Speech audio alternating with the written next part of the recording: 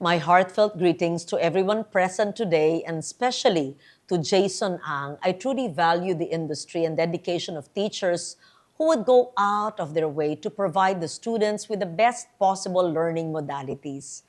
May I start by asking you to honor the peoples that first settled the lands you are currently occupying and the relationship they had with it. Our world and our culture have been so overrun with the paradigm of exploitation and dominance that we may be failing to grasp what it means to honor the land and to be part of it. As a lifelong learner, I find the lines in the Pocahontas song resonant. If you walk the footsteps of a stranger, you learn things you never knew. I have long fought for indigenous culture, but that culture, as we know, is deeply tied to the land and what it holds. In 1909, when we were still a U.S. colony and the U.S. Supreme Court was the highest court, Justice Oliver Wendell Holmes wrote a decision on a case about a land claim in the Philippines. He said in that decision that the U.S. was not here to occupy the land, but to do justice to the natives, not to exploit their country for private gain.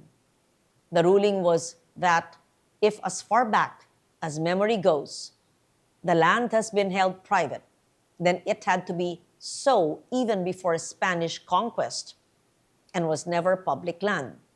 It goes to reason, therefore, that the owners of these lands did not need to ask for land from the state because it was never the state's land to begin with. They owned it even before there was a state. This decision was the rule in Philippine law but was largely ignored. It was elevated to law by the Indigenous Peoples' Rights Act, 1987. Fast forward to present day, nearly 20% of lands are covered by ancestral title. Not coincidentally, these are the same lands we still find to be wild and natural, the natural capital on which a lot of our lives depend. At the same time, the highest incidence of poverty in the Philippines are among those living in the uplands, majority of whom are indigenous peoples. Up to 20% of the population mired in poverty is also a huge loss in our social capital. Our country's society's failure to value the natural and social capital in the uplands were indigenous communities where they live.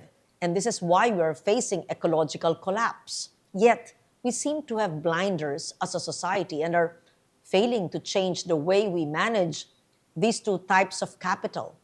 Philippine experience in the implementation of the procedures for recognition of ancestral title under IPRA is replete with obstacles, but the main one is probably a common mindset that persists about indigenous peoples as minorities, needing care and assistance and, yes, alms. It is a dominant culture that fails to value what they know and the rightness of how they live. For you in Misamis Oriental, it would be a travesty not to get acquainted with indigenous cultures where you are. Some of you might even belong to these cultures that honored their traditions enough to keep them alive for us to benefit from today. The Higaonon, Binukid, and Manobo cultures should not only be subjects of research but also be held close to your societal hearts and minds. The research and community spirit alongside them should help give them what they in fact need: equal protection and recognition by all of Philippine society. Not only do they deserve to live dignified lives in thriving cultures free from poverty, but there is also a need to secure their lands, which are the basis for those lives and cultures. This is the 1-2 punch that would deliver a double benefit of alleviating poverty and also protecting natural capital primarily for indigenous communities, but with overreaching benefits for all of us. By honoring the indigenous communities' traditions and knowledge and ensuring their access to land and resources that were there since time immemorial, we will also be going towards a just transition. These are essential to delivering pandemic and climate change recovery. Thank you for this opportunity to join you today. Isang lunti ang Pilipinas sa ating lahat.